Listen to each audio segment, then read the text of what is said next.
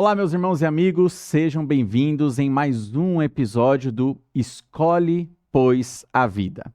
Para hoje, nós estudaremos aqui sobre objeções ao aborto.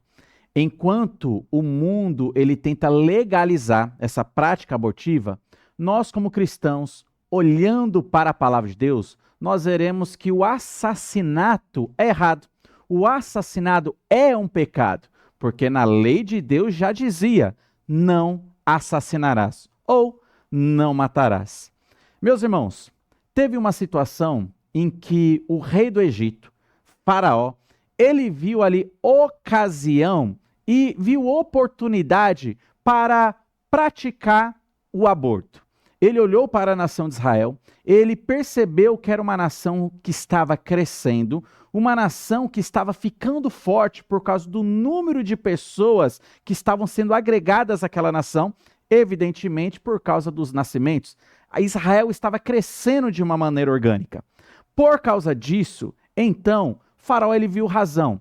Vamos matar as crianças. Vamos matar os bebês. E ele então deu essa ordem estatal para que todos os egípcios, incluindo as parteiras, pudessem matar as crianças de Israel. Então a Bíblia diz assim, em Êxodo, capítulo 1, versículo 22, dizendo: Então ordenou Faraó a todo o seu povo, dizendo: A todos os filhos que nascerem aos hebreus lançareis no Nilo, mas a todas as filhas deixareis viver. Meus irmãos, aqui nós temos, percebendo, desde o início, desde o princípio, como Satanás ele tem trabalhado em prol de matar as crianças. Aqui ele estava usando o Faraó. Aqui, nesse caso, ele estava usando o rei do Egito para planejar uma matança, olhando para o povo de Israel e matando as suas crianças, matando os seus bebês. Meus irmãos, nós veremos aqui, neste episódio, objeções ao aborto. E eu quero trazer aqui, pelo menos, 4 objeções que nós podemos ter de uma maneira razoável, organizada, que nós não somos a favor do aborto. E trazendo esses motivos. A primeira objeção é a seguinte, que o valor da vida não está no tamanho do óvulo. Grave bem isso. O valor da vida não está no tamanho do óvulo. Meus irmãos, se tamanho é o que dá valor à vida, nós poderíamos dizer que pessoas que são maiores teriam mais valor de vida do que aquelas que são menores.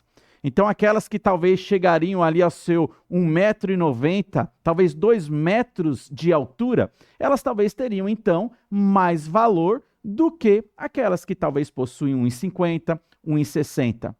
O valor da vida não está no tamanho do óvulo, não está no tamanho do nascituro.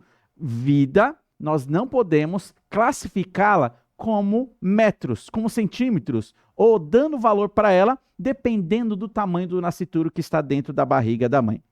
Olha, perceba bem, espancar uma criança de 2 anos é tão grave quanto espancar alguém que tem 10 anos.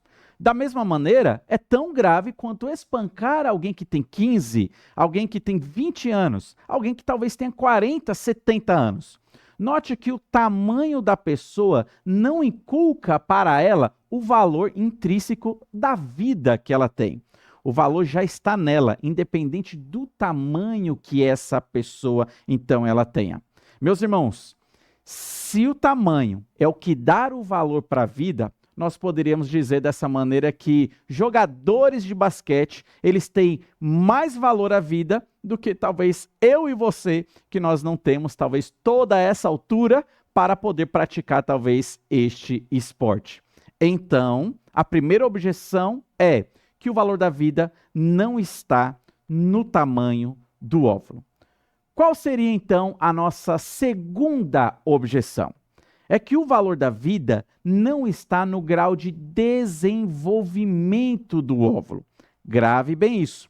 O valor da vida não está no grau de desenvolvimento do óvulo do nascituro. Meus irmãos, Algumas pessoas vão dizer que o nascituro, até 8 semanas, ele não está num grau de desenvolvimento adequado. Então, até 8 semanas, a gente poderia, nessa maneira, interromper a vida dele, o período gestacional da mãe. Outros vão tentar jogar um pouco mais para frente, talvez até 12 semanas. E outros vão chegar ao cúmulo em dizer que não importa o período. Dentro de 9 meses, qualquer momento pode então interromper a vida. Porque ele não está num grau de desenvolvimento onde ele já é um ser totalmente independente. Mas como nós estamos dizendo, o valor da vida ela não está no grau de desenvolvimento do óvulo. Meus irmãos, perceba, uma criança de 2 anos, por exemplo, ela não tem todo o desenvolvimento que um adulto, por exemplo, de 30 anos já possui. O seu sistema, por exemplo, reprodutivo, ainda não é funcional de uma criança de 2 anos, uma criança de 3 anos, uma criança de 5 anos. O seu sistema reprodutivo ainda não é funcional. Note que, dessa maneira, uma criança de 2 anos não está tão evoluída do que alguém com 30 anos de idade, e nem por isso nós consideramos uma criança de 2 anos, só porque ela não está num grau de desenvolvimento comparado a um adulto de 30 anos, nós não consideramos essa criança como tendo menos direito à vida e tendo menos valor como de fato um ser humano.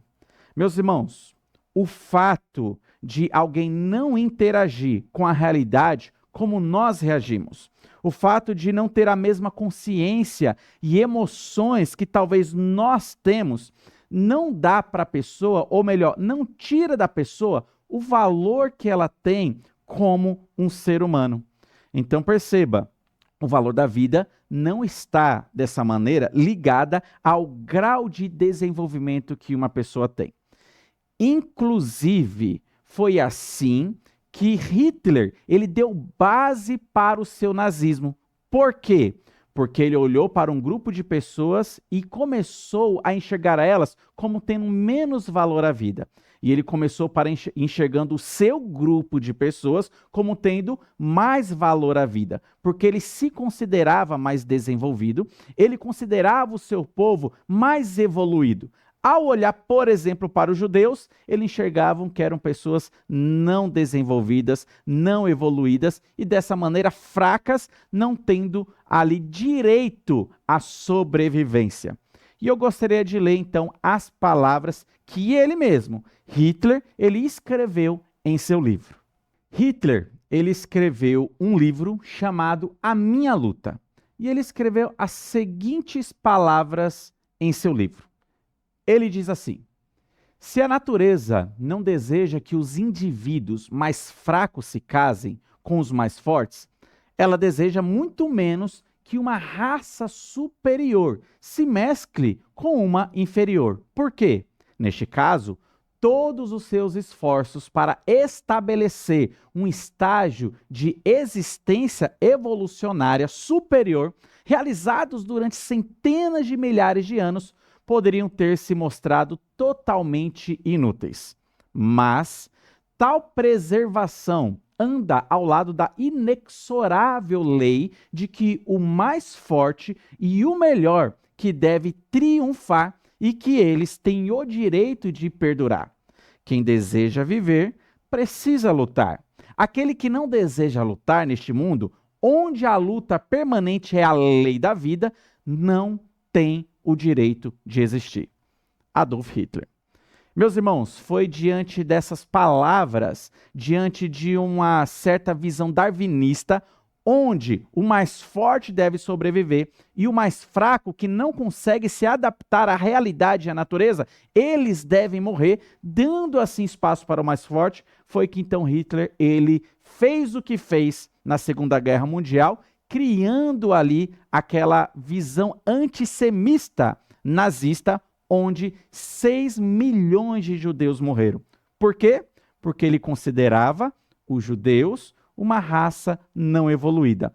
Ele considerava os judeus não no patamar de ter valor da vida e um ser humano.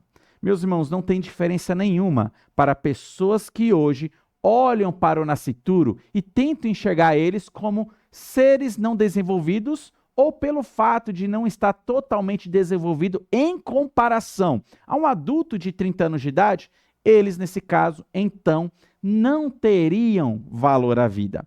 Isso é algo inaceitável.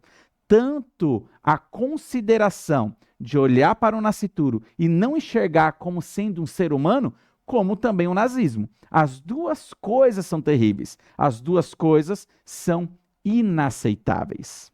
Vamos então para agora a nossa terceira objeção. A terceira objeção é a seguinte: o valor da vida não está no ambiente geográfico em que um ser humano se encontra. Grave bem isso. O valor da vida não está no ambiente geográfico em que o ser humano se encontra. Meus irmãos e amigos, alguns tentam atrelar o valor da vida na geografia em que um ser ele está. Vão tentar dizer que o ser que está, o nascituro, dentro da barriga da mãe, ele não possui um valor da vida. Ele não pode ser considerado um ser humano. Mas, a partir do momento em que ele sai do ventre da mãe, da barriga da mãe, só então, a partir daí, depois do seu nascimento, que ele poderia, então, receber o valor da vida e, dessa maneira, ser considerado um ser humano. Perceba que eles estão tentando atrelar o valor da vida com a geografia e a localidade em que o bebê está. Qual a diferença de um bebê que está dentro da barriga da mãe e um bebê que acabou de nascer que está fora da barriga da mãe? O que é que acontece de milagroso no canal vaginal que dá agora para o bebê o valor da vida, mas antes, estando na barriga da mãe, ele não teria esse valor? Meus irmãos, não importa a localidade que você esteja, a geografia não define o valor da vida. Não importa se você nasceu no Brasil, ou talvez alguém tenha nascido na Suíça, na China, nos Estados Unidos, em alguma região da África, na Arábia Saudita. O valor da vida não está atrelado à geografia. Não importa se alguém pegando um foguete, um astronauta, consiga pisar na Lua e estar lá. Ele não é menos ser humano só porque está na Lua e não está na Terra. Da mesma maneira, um bebê dentro da barriga da mãe não tem seu valor definido pela geografia. O seu valor como ser humano foi algo dado por Deus e já intrínseco neste bebê o valor como ser humano, não dependendo, evidentemente, da sua localização no GPS, não dependendo, evidentemente, da sua localização geográfica. Estando dentro da barriga ou estando fora da barriga, o ser humano ele possui o mesmo valor. Neste caso, então, o valor da vida não está no ambiente geográfico que o ser humano ele se encontra. Dito isto, veremos então a quarta e a última objeção, que é: o valor da vida não está no grau de dependência que o ser humano possui de outro. Grave bem isso. O valor da vida não está no grau de dependência que um ser humano ele possui de outro. Meus irmãos, vão dizer que o nascituro, eles são tão dependentes de suas mães para sobreviver que não pode ser considerado que eles já possuem vida. Não podem ser considerados que eles são seres humanos, porque eles ainda, estando na barriga da mãe, estão num grau de dependência total de suas mães. Desde o processo de nidação, quando o feto, o nascituro, o zigoto, ele então vai colar no endométrio, e ali é o processo de nidação, ele começa então a se alimentar da mãe, para começar a crescer, se desenvolver. Então eles vão dizer que, já que este nascituro, que está ali colado ao endométrio da mãe, ele precisa totalmente da mãe para a sua sobrevivência, então nós não poderemos considerar este nascituro como sendo vida. Este é o argumento que alguns deles trazem. mas grau de desenvolvimento de alguém não traz em si o valor da vida. Perceba, meus irmãos, todos nós, de alguma maneira, nós dependemos de algo. E o grau de dependência que talvez você tenha de algo para sua sobrevivência não vai dar para você o valor da vida.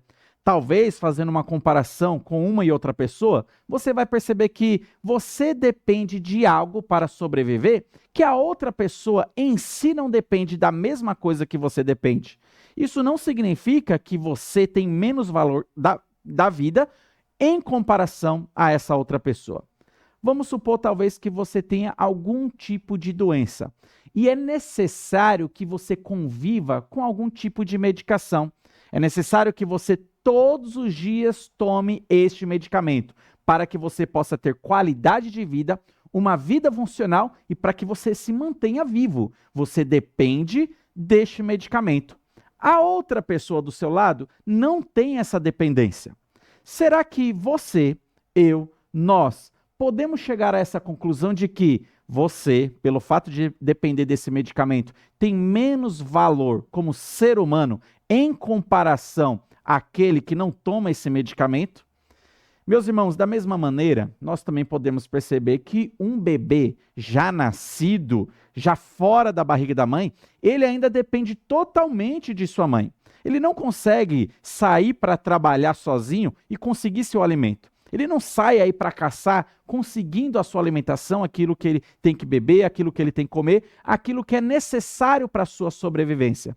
Ele depende totalmente ainda de sua mãe.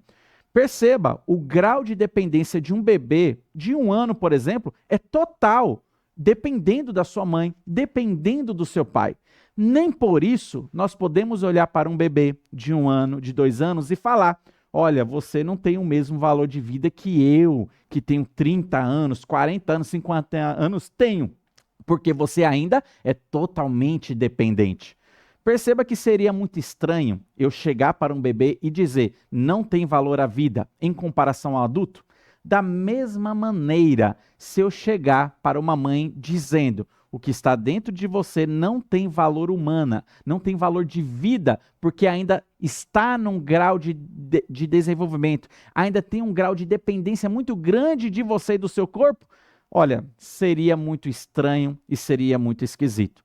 Por isso que o valor da vida não está atrelada ao grau de dependência que um ser humano possui de um outro. O valor da vida foi Deus quem deu para cada um. E este valor, ele começa desde quando aquele espermatozoide ele vai penetrar no óvulo. E ali, naquele zigoto, naquele nascituro, nós já temos um ser humano. Ele não vai virar futuramente um ser humano. Não, ele já é um ser humano ali. Está ali apenas se desenvolvendo agora dentro da barriga da mãe. Mas já é uma vida, já é um ser humano, já é um ser amado por Deus. Dito isso, nós percebemos que não existem argumentos razoáveis para defender o aborto. Nós mostramos aqui para você 4 objeções, onde o mundo tenta trazer razões para apoiar a prática abortiva, mas nós podemos perceber que nós temos razões também para não apoiar a prática abortiva. Que Deus esteja abençoando a sua vida.